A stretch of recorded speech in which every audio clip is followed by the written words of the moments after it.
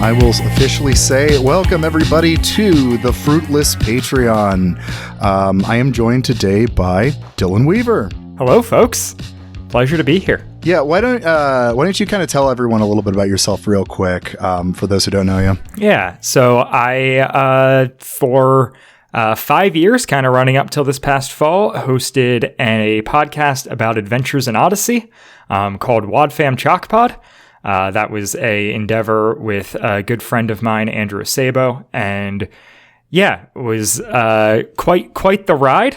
You can see us go from, I think I'm close in age to you, so you can see us go from me specifically, from early 20s to mid 20s, and Andrew's a little bit younger even, so you get him through basically his whole college experience. But yeah, just two people who grew up with, in the Christian evangelical world with the lovely Christian radio drama that is Adventures in Odyssey, and then just went back, revisited it as adults, talked through it, and it's all out there for the world to see, even though we don't do it anymore these days. Yeah, I haven't gotten a chance to dive into the deeper back catalog yet, but I listened to your guys' last episode, which is kind of a funny way to first start it out. But what better entryway than the finale? I don't remember if it was you or your co-host who made the comment about how if you go back and listen through it, you can hear their voice recovering from quitting smoking. And that would be Andrew, but yeah. Okay, yeah. I was laughing at that because because I started podcasting in 2020 and I was a heavy chain smoker at the time, and I quit also. And so I've had that exact experience also where I'll go listen to old episodes. I'm like, Jesus, my voice was so low. Yeah, one of the rare experiences where your voice is getting higher with age rather than lower. Because of that Adventures in Odyssey parallel, of course, and you naturally, found your way to the Worst of All Possible Worlds guys, or they found their way to you. I don't know how that. I connected with. I ended up reaching out to AJ because we had a mutual friend. Earlier on in the show's run, I had Andrew Taven on our podcast, and he is, I think, went to college with AJ, and so they had there was a link in the chain that let me through. But I came across Worst of All Possible Worlds because I, like the psychopath that I am constantly browsing Twitter and Instagram for Adventures in Odyssey content. Because it was the only way that I felt like I had an avenue to promote my show. And so I was always interested to see what else is out there. And, who else is talking about this? And correct. And somewhere along the line, I was like, this is very, unhinged what they were posting on Instagram at the time. But I was like, this is definitely my vibe. And so I got in through that. And the comment I have made many times to Andrew is when we started our podcast, we were filling a gap in the market where it was I don't feel like anybody's coming at this from being deep in the lore and also a more critical deconstructionalist kind of angle to it. And so when we came across Worst of All Possible Worlds and I started listening, I stopped listening to the Adventures in Odyssey episodes very quickly because I was like, oh, they're doing the show that I have been trying to do for years. And it was okay. So I had this been out there when I started mine, probably wouldn't have needed to start it, but but you were there first. That's cool. You guys have also, you did a lot of episodes on it as it feels even now they're kind of man, I don't know how much we can keep digging at this well. Yeah. but you guys did. You guys went through the 200 something episodes of it. 5 years, mostly every week.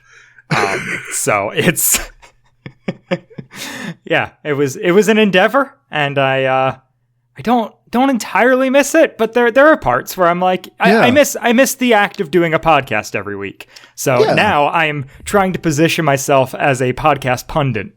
Can I just come on and be on other people's shows? You'll guest on people's shows. Do none of the work, but get all the rewards. Yeah, I'll have you back on. We'll get you in the rotation there. Wow. We are 10 minutes in and I'm already getting promised for a repeat appearance. That's right. This is strong.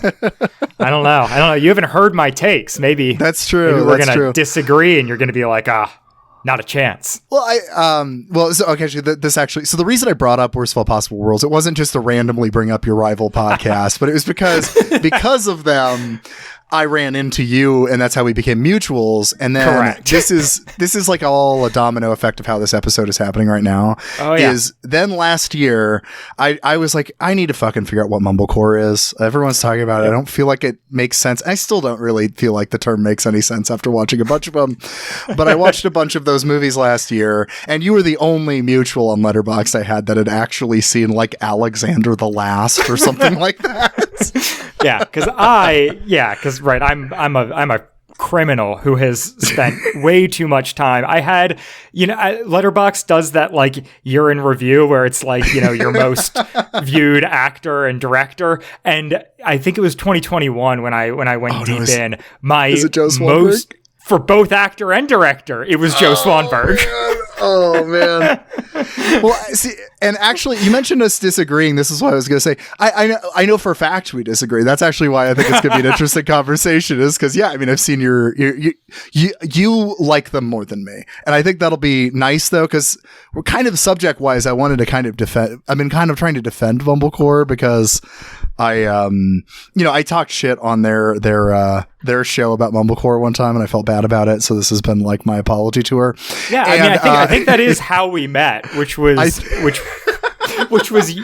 you and or AJ making some offhand remark about, was it you who said the color wheel is the only good one, and that Andrew chimed in with the puffy chair, and I was like, immediately, I was just like, I'm going to Twitter, I'm hitting up Josiah, like I need this man to understand that one, that's a rough Mumblecore take, and two, we are kindred spirits in that we the overlap of people who care about Adventures in Odyssey in the slightest and know what Mumblecore is enough to have opinions is like, this might be like, that's very, we might have found the Venn diagram. Honestly, what would have been smart is to have you come on and talk about Stephen Cohn.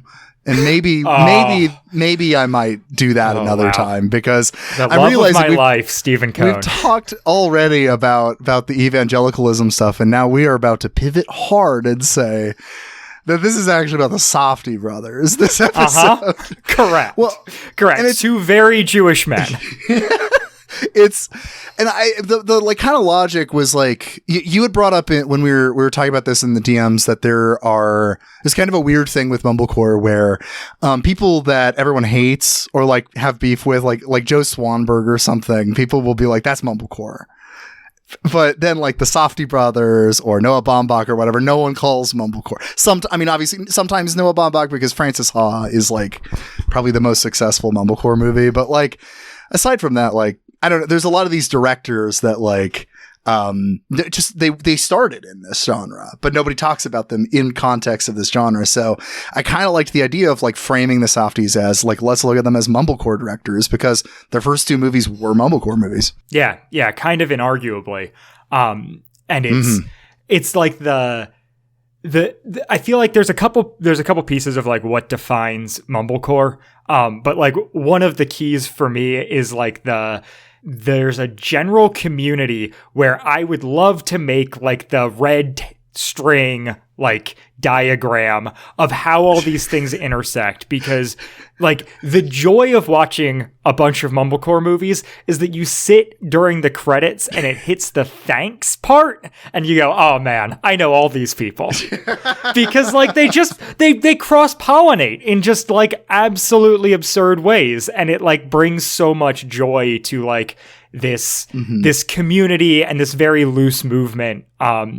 That, yeah, I would argue like for my thesis statement, and I'm sure others have put it this way, but like Funny Ha Ha is like the first Mumblecore movie that so many people define that way. And I think Francis Ha is the movie that kills Mumblecore. And I think there's a fun symmetry in In Funny having, how you know, yeah, that's a good point. Francis Ha, but like it is just, and they'd also like that's 2002 to 2012. Like it hits on a clean decade. There's a lot of other pieces to that make sense, but in kind of that thing you were saying there about like, you know, it's you lobby it against, it's something you lob against people, more than it's like a compliment or whatever. Like it's also just I feel like a period of American independent filmmaking that is maybe starting to get its due, but is like largely overlooked. And one of the things, as I was kind of like doing some background for this episode or whatever, is the Criterion Collection, think of it what you may, like has a number like of mumblecore movies, but it's kind of like that's film canon in so many ways. Like that is what they are attempting to do through the collection. Yeah. And whether I think they are the canon or not is disputable, correct. but they are trying to be that. Yeah, for sure. Correct. And they're even doing it from a like pretty US centric lens. Like they get a lot of international stuff, no doubt, but like it anyway, so it's just funny to me that there are in their, you know, whatever they're at 1,200, you know, things that are in the collection. There are 5 movies that I would consider mumblecore. So it would be what, Daddy Longlegs? Yep, Daddy Longlegs, Francis Ha. So 2 movies we've already talked about. The earliest entry that qualifies is Tiny Furniture, the Lena Dunham movie. And then more recently, Daddy Longlegs and Frownland were added in at the same time, which is Ronald Bronstein's movie, who's the star and co-writer and editor on this on Daddy Longlegs. And then the most recent addition was Medicine for Melancholy, which is Barry Jenkins' first movie, and is like kind of fringe of what you'd consider mumblecore, but it has a lot of that kind of like people in their 20s in a city trying to make things meet. It's relational, dialogues improvised. Like it has a lot of those hallmarks, even if it's not as tied to the specific community. This was a preview for a Patreon-only episode. So check out the show notes if you want to hear more.